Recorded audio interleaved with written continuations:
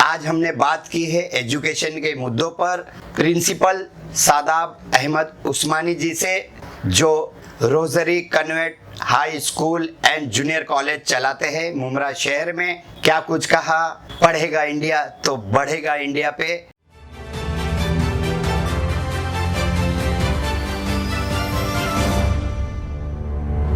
मैं हूं जहांगीर रियासत, आप देख रहे FK न्यूज। सर, आपका पढ़ेगा इंडिया तो बढ़ेगा इंडिया में स्वागत है। अस्सलाम वालेकुम। आप जो आज उन्वान से आए हैं, पढ़ेगा इंडिया तो बढ़ेगा इंडिया, बड़ा अच्छा लगा मुझे और मुबारकबाद देता हूं मैं आपको कि ऐसी चीज़ों को आप लेके समाज में आए। मैं Shadab Ahmed Usmani, principal Rosary Convent High School and Junior College. हमारे स्कूल जो है 2003 में शुरू हुआ और अल्हम्दुलिल्लाह एक लंबा सफ़र है मुमरा में, और हम कोशिश ये करते हैं कि एजुकेशन पे 100% दिया जाए। और आपको मैं एक बात बताता चलूँ, एक समाज, एक सोसाइटी अगर है तो एजुकेशन की वजह से है। क्या एजुकेशन अगर है तो सोसाइटी है, वो समाज है। और ये दो पहलू है जो एक दूसरे से मिलके चलते हैं। अगर एजुकेशन अच्छी रहेगी तो सोसाइटी ज़रूर अच्छी बनेगी और बहुत आगे बढ़ेगी। तो आपने जैसे पढ़ाई पे कहा कि पढ़ेगा इंडिया तो बढ़ेगा इंडिया, तो ज़रूर ये चीज़ें होनी चाहिए हमारे और लोगों को भी, समाज के NGO को भी एजुकेशन पे बहुत ध्यान देना चाहिए। और इस वक्त पिछले 10-12 सालों में अल्हम्दुलिल्लाह मुमरा ने एजुकेशन पे काफ़ी कुछ किया है और यहाँ के बच्चों ने बड़ा अच्छा रिज़ल्ट दिया है। पहले मैं मुबारकबाद देता हूँ उन बच्चों को, उन वालिदैन को और यहाँ के और दीगर NGOs को जो इस चीज़ पे बढ़ चढ़ के हिस्सा ले रहे हैं और तालीम को आम और आगे बढ़ा रहे हैं। जो बच्चे नहीं पढ़ पा रहे हैं तो वो किस तरह से पढ़ पाएंगे?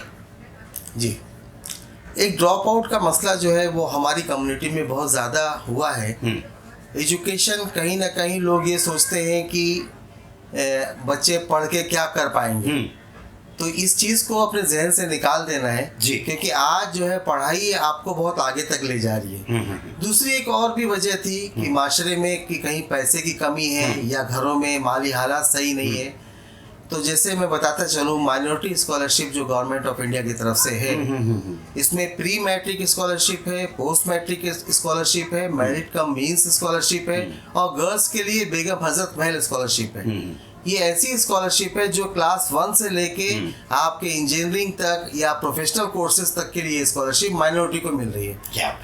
तो अगर हमारे बच्चे तो पढ़ने में बहुत अच्छे हैं, लेकिन जब तक बच्चा 18 या 19 साल का नहीं होता है तब तक वो अपने वालिदैन पे ही डिपेंड रहता है। अच्छा। तो अगर पहल वालिदैन की तरफ से हो, नहीं इंशाल्लाह मुझे अपने बच्चों को पढ़ाना है, तो स्कॉलरशिप गवर्नमेंट की तरफ से है। इसके अलावा भी बहुत सी निजी NGOs भी स्कॉलरशिप दे रही हैं। जैसे आपको बताता चलूँ, टेक्निकल स्कॉलरशिप में बहुत सारे NGOs ने, टाटा ने भी अपनी स्कॉलरशिप लॉन्च की है। अच्छा। अगर बच्चे ने फर्स्ट डिवीजन पास किया हुआ है तो उसको स्कॉलरशिप पूरा फीस के पैसे वो प्रोवाइड कर रहे हैं। तो आज अपॉर्चुनिटीज बहुत है, बस हमें सिर्फ पहल करने की ज़रूरत है और हमारे बच्चों को मोटिवेट करना है कि वो एजुकेशन की तरफ आगे बढ़े। फिर 2020 और 21 में दोनों साल में गवर्नमेंट ऑफ इंडिया ने ये कहा था कि जो बच्चे स्कूल नहीं अटेंड कर पाए उनको भी आप प्रमोट करें, उनके टेस्ट लेके, और उनका साल ख़राब ना हो। 2020 में तो आपको पता होगा एग्ज़ाम ना होने के बाद भी 10th के रिज़ल्ट को बच्चों को पास किया गया। 2021 में हर बच्चों का होम सेंटर देके एग्ज़ाम लेके भी बच्चों को डिसकंटिन्यू नहीं होने दिया गया और पढ़ाया गया। तो इस तरीके से गवर्नमेंट की पहल रहती है। वालिदैन ने भी बहुत कोशिश की है और अल्हम्दुलिल्लाह इस साल मैंने देखा है कि इनरोलमेंट पहले जैसा ही हो गया है। स्कूलों में सारे बच्चे वापस आ गए, पेरेंट जो थे अपनी जगहों पे वापस आए और बच्चों को तालीम को शुरू किया है। उन पेरेंट्स को आप क्या संदेश देंगे? सबसे बड़ी जिम्मेदारी जो है पेरेंट की तरफ से ही है और मैं मुबारकबाद देता हूँ पेरेंट्स को कि ऐसे 2 साल के हालात सब तरफ डिस्टर्ब थे, पूरे दुनिया में हालात ख़राब थे, लेकिन हमारे पेरेंट ने अपने बच्चों का फिर से एडमिशन कराया, बच्चों को पढ़ाना शुरू करवाया। तो ये सारी पहली बात तो हम अपने पेरेंट को मुबारकबाद दें कि उन्होंने अपने बच्चों को डिसकंटिन्यू नहीं होने दिया।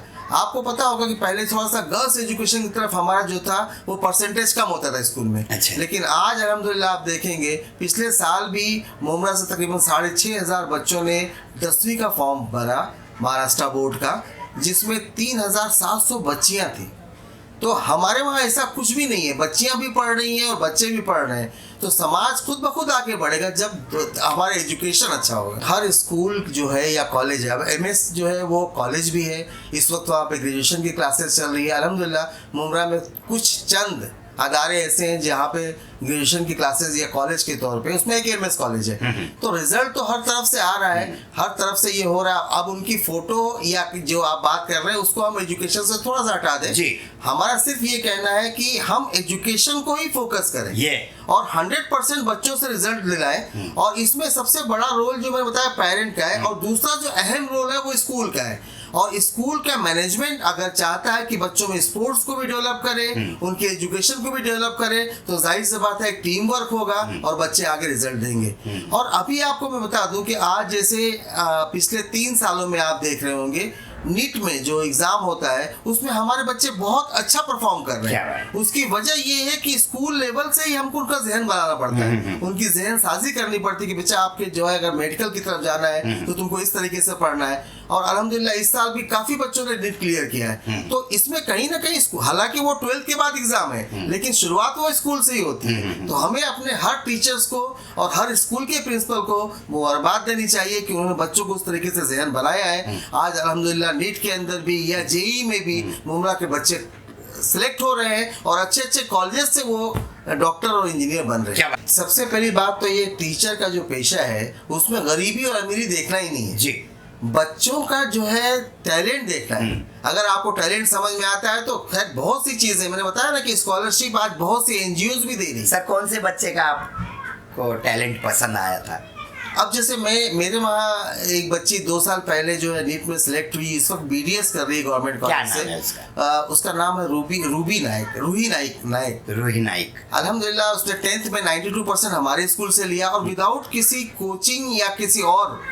तो बच्चों की वो जो बच्ची है हमारे स्कूल की सबसे अच्छी बच्ची मानी जा रही थी टीचर्स के हिसाब से, और 12th उसने किया और फर्स्ट अटेम्प्ट में नीट भी क्लियर किया और बीडीएस में एडमिशन नहीं मिला उसको। तो कहना ये कि लेकिन उसकी एक सबसे अच्छी चीज थी कि मेरे पास आती है सर मैं 8 घंटा पढ़ रही हूँ सर, ये मेरा टाइम टेबल है। हाँ। 11th और 12th में मेरा टच उससे नहीं था। अच्छा। उसके बाद भी मेरे पास आती थी कि सर मेरा ये आज का टाइम टेबल है, 8 आवर्स में घर पे मेहनत कर रही हूँ। तो ये जो मेहनत है इसमें जाहिर सी बात उसके पेरेंट्स का सपोर्ट कर रहे हैं। जी। और फर्स्ट अटेम्प्ट में वो नीट क्लियर करके इस वक्त बीडीएस सेकेंड ईयर में। तो ऐसे बच्चे हैं जो टीचर के फेवरेट बनते हैं। हाँ। और टीचर उसके लिए बहुत कुछ करना चाहते हैं।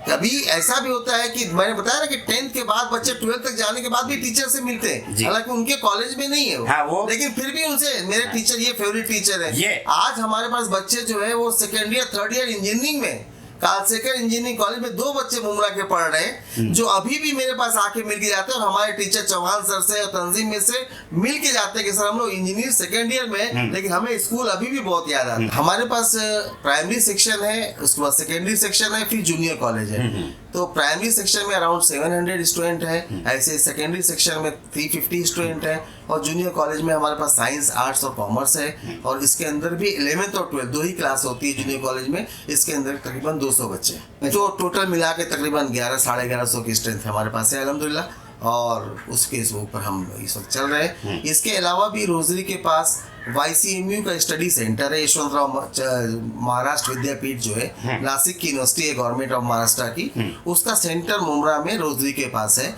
ऐसे बच्चे या बच्चियां जो कॉलेज नहीं जाते हैं और डिस्टेंस बोर्ड पर पढ़ाई करना चाहते हैं वो अपने एडमिशन यहाँ पे ले सकते हैं। उनका गाइडेंस सेंटर रोजरी के पास है, जहाँ पे वीकली उनकी हफ्ते में संडे को एक क्लास होती है और वो अपना एग्जाम दे के अपने ग्रेजुएशन को कंप्लीट कर सकते हैं। तो मैंने एक चीज़ ये भी बताई कि आज जो है आप घर बैठ के भी अपनी तालीम को कंटिन्यू कर सकते हैं और आप BA, BCom, MA, MSc सारी चीज़ें कर सकते हैं। अभी शंकर मंदिर की एक बच्ची है और वो उसने आपका ये मैक कंपनी में वो टाइपिस्ट का काम करती है। अच्छा। अब वो बच्ची जो थी 12th करने के बाद GR पाटिल से 12th किया था, लेकिन घर के हालात थोड़े सही नहीं थे, उसने फिर जॉब शुरू कर दी। फिर मुझसे मिली कि सर मुझे पढ़ना है। तो मैंने तिलक महाराष्ट्र विद्यापीठ का भी सेंटर हमारे पास जो कि पूना की यूनिवर्सिटी, वहाँ भी डिस्टेंस मोड पे BCom होता है, तो मैंने उसका एडमिशन BCom में कराया अल्हम्दुलिल्लाह उस बच्ची ने जॉब करते करते बीकॉम कंप्लीट किया। इस साल उसने एमकॉम कंप्लीट किया है और इस वक्त वो डोंबिवली की एक कंपनी में जॉब कर रही है। क्या बात। तो ये चीज़ें हैं जो हम अपने ही इलाके में कर सकते हैं और हमें ज़रूरी है बच्चों को गाइडेंस देना चाहिए स्कूल की तरफ से और उनको आगे बढ़ने के लिए बताना चाहिए, क्योंकि आपको पता है तिलक मास्टर विद्यापीठ की फीस बहुत ज़्यादा नहीं, government university around 3000 per year के आसपास उसकी फीस है, 3000 रुपये साल की। तो आप 3 साल में ग्रेजुएशन कर सकते हैं। गवर्नमेंट ने अलाउ किया है आपको कोई कॉलेज अटेंड करने की जरूरत नहीं है, आपको बुक्स घर पे आती है, आई कार्ड आपका घर पे आता है, सिर्फ एग्जाम के टाइम पे आपको एग्जाम देने जाना होता है। तो ये बहुत से तरीके हैं जिससे हमारी सोसाइटी आगे बढ़ रही है, लोग इस पे पहल कर रहे हैं और एजुकेशन को हासिल कर रहे हैं, क्योंकि बहुत से टॉपिक्स मिलते हैं लोगों को, लेकिन इसके जरिए से इंशाल्लाह और भी जिसको मैं आपकी तरफ से ये भी कहना चाहूँगा, अगर किसी को भी एजुकेशन में कोई गाइडेंस की ज़रूरत पड़ती है किसी पेरेंट को या बच्चे को, तो इंशाल्लाह जहाँ तक मुझे पता है मैं अपने ऑफिस पे अवेलेबल हूँ, इवनिंग तक आप आ सकते हैं और मुझसे आप ज़रूर रब्ता कायम करें। इंशाल्लाह NIS का सेंटर भी हमारे पास है, अगर आप NIS national institute of open school का एक फॉर्म भरना चाहते हैं उसकी भी पूरी गाइडेंस यहाँ पे दी जाएगी। मतलब आपके पास ऑप्शंस बहुत सारे हैं, सिर्फ हमें पहल करनी है इंशाल्लाह और रिजल्ट निकलेगा ज़रूर। मेरा नंबर आप नोट कर सकते हैं 9821433188। आप मुझे व्हाट्सअप भी कर सकते हैं, हो सकता है अगर मैं क्लास में हूँ तो आपका जवाब ना दे पाऊँ फ़ोन पे, तो आप मुझे व्हाट्सअप करें, ज़रूर मैं आपकी जो भी आपकी गाइडेंस है, जिस लेवल एजुकेशन लेवल पे जो भी चीज़ें होगी मैं उसके लिए तैयार हूँ इंशाल्लाह। फॉर्म भरने में कोई डिफ़िकल्टी हो रही है तो भी आप मुझसे कांटेक्ट कर सकते हैं और हम उसके लिए ज़रूर आपकी मदद करें।